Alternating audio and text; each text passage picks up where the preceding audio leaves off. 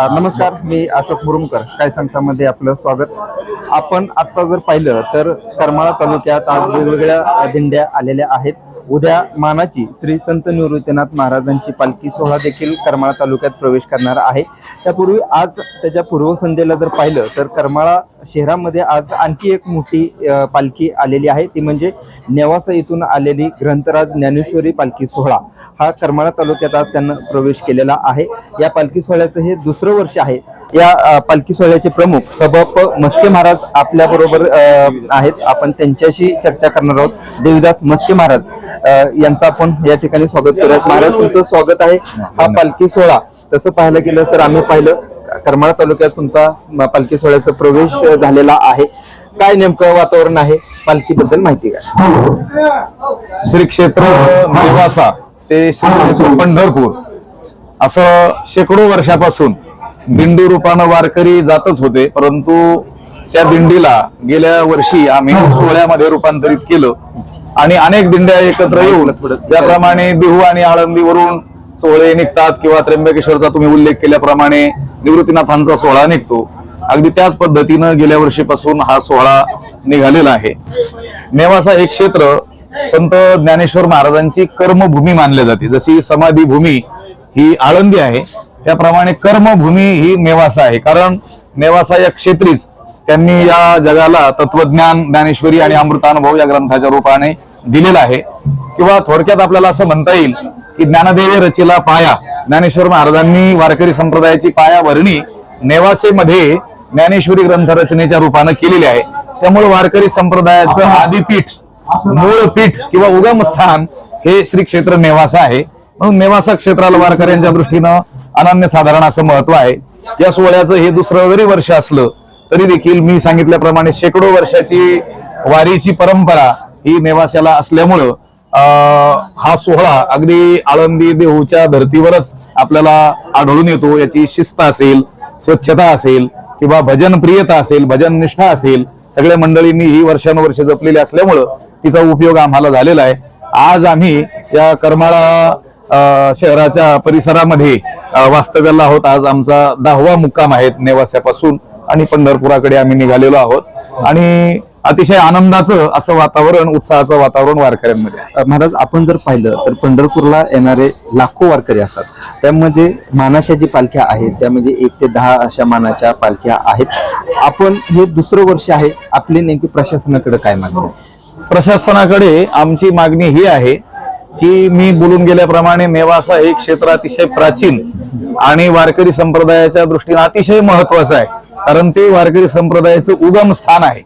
म्हणून गेल्या वर्षी आम्ही सोहळ्यामध्ये पंढरपुराकडे गेलो आणि हे दुसरं वर्ष आहे आणि आम्ही शासनाला गेल्या वर्षी मागणी केली, पाठपुरावा केला, त्याला काही अंशामध्ये यशही आलेलं आहे.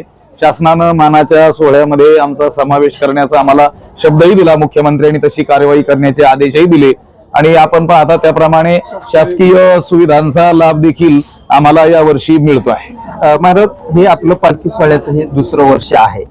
मात्र आपण ज्या पद्धतीनं पालखी सोहळ्याची माहिती सांगितली, हे दुसरं वर्ष आहे.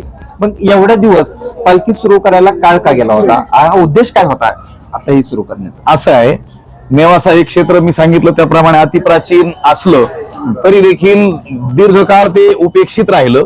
परंतु आमचे वैकुंठवासी सद्गुरू बन्सी बाबा तांबे हे वारकरी संप्रदायात मोठं नाव आहे. वारकरी शिक्षण संस्थेचे ते विद्यार्थी राहिलेले आहेत आणि नंतर परीक्षक राहिलेले आहेत, ट्रस्टी राहिलेले आहेत. गुरुनाम गुरु मामासाहेब दांडेकर यांचं जे मोठं नाव आहे त्यांचे ते पट्ट शिष्य राहिलेले आहेत. त्यांच्या आज्ञेवरून त्यांनी त्या पैसखांब मंदिराचा जीर्णोद्धार केला, आपल्या सर्वस्वाचा त्याग केला आणि अनेक वारकऱ्यांना त्यांनी घडवलं आणि त्यांनी त्या काळामध्ये वारकरी घडवण्याचं, ते मंदिर उभारणीचं काम केलं. पुढे देखील त्या मंदिरामध्ये बाबांच्या नंतर येणाऱ्या महापुरुषांनी देखील समाज घडवण्याचं, जोडण्याचं काम केलं. परंतु ज्याप्रमाणे त्या पैसखांबाला, ज्या खांबाला माऊलींनी पाठ टेकून ज्ञानेश्वरी सांगितली, त्याला देखील त्याचा जीर्णोद्धार होण्याकरिता शेकडो वर्ष वाट पाहावी लागली. अगदी त्याचप्रमाणे आपल्याला म्हणता येईल की बाबांची कृपा महासर्वांवरती होण्याकरिता एवढा काळ गेलेला असावा, आमची योग्यता तेवढी होण्याकरिता तो काळ गेलेला असावा.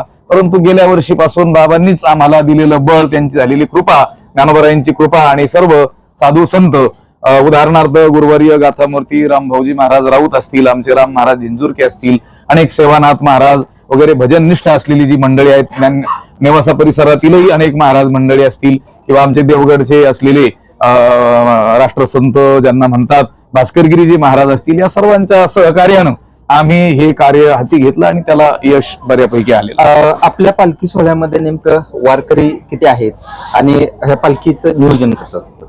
आता आमच्या या पालखी सोहळ्यामध्ये एकंदर दिंड्यांची संख्या 27 ते 28 अशी आहे आणि एकंदर वारकऱ्यांची संख्या विचाराल तर 22-23 हजार समाज आम्ही सोबत घेऊन चाललेलो आहोत. मग हे एवढा मोठा समाज, आणि आपण जर पाहिलं तर तुम्ही करमाळा तालुक्यात प्रवेश केल्यानंतर तुम्हाला रस्त्याची अवस्था दिसली असेल. आपण जर पाहिलं तर संत तुकाराम महाराजांची पालखी असेल, ज्ञानेश्वर महाराजांची पालखी आहे, प्रशासनानं तिकडं स्वतंत्र पालखी मार्ग केलेले आहेत. या पालखी मार्गावरून देखील खूप मोठ्या प्रमाणात दिंड्या जातात. म्हणजे नगर जिल्हा असेल, धुळे जिल्हा असेल, बीड असेल, म्हणजे संपूर्ण खानदेश जर पाहिला तर अनेक मोठ्या प्रमाणात इथून दिंड्या जातात. मात्र याकडे पाहिजे तसं रस्त्याच्या सुविधा असतील किंवा इतर सुविधा दिल्या जात नाहीत. याबाबत नेमकं तुम्हाला काय वाटतं? आळंदी आणि देऊवरून निघणाऱ्या ज्ञानोबराय आणि तुकोबरायांच्या पालख्या, त्यांना स्वतंत्र पालखी मार्ग शासनानं अद्ययावत अशा रीतीचा तयार केलेला आहे. आम्ही देखील अहिल्यानगर जिल्हा ओलांडून ज्यावेळेस सोलापूर जिल्ह्यात प्रवेश केला त्यावेळेस तुम्ही म्हणता त्याप्रमाणे रस्त्याची दुर्दशा आम्हाला आढळली. जोपर्यंत अहिल्यानगर जिल्ह्याची हद्द होती तोपर्यंत रस्ता अतिशय उत्तम आहे आणि तसाच रस्ता पंढरपुरापर्यंत देखील झाला पाहिजे अशी सर्व वारकऱ्यांची भावना आहे. कदाचित शासनानं मनावर घेतलं तर तुम्ही म्हणता त्याप्रमाणे या मार्गाने देखील मोठमोठे सोहळे आणि अशा हजारो दिंड्या वेगवेगळ्या रीतीनं जात आहेत. त्यामुळे शासनाने याकडे लक्ष दिलं पाहिजे, वारकऱ्यांची तशी भावना आहे. आपल्या पालखी सोहळ्यामध्ये महिला वारकऱ्यांची संख्या किती आहे, पुरुष वारकरी किती आहेत, याबाबत काय? साधारणतः अर्धे नाही तर महिलांची संख्या थोडीशी अधिकच आहे. 60% महिला म्हणा आणि 42-45% पुरुष, असं वर्गीकरण आपल्याला करता येईल. आणि सुविधांबाबत काय सांगाल? म्हणजे कसं नियोजन केलं जातं, मुक्कामाच्या ठिकाणी कसं नियोजन आहे, त्यानंतर तुमच्या दिंडीत स्वयंसेवक काय आहेत काय, याबाबत?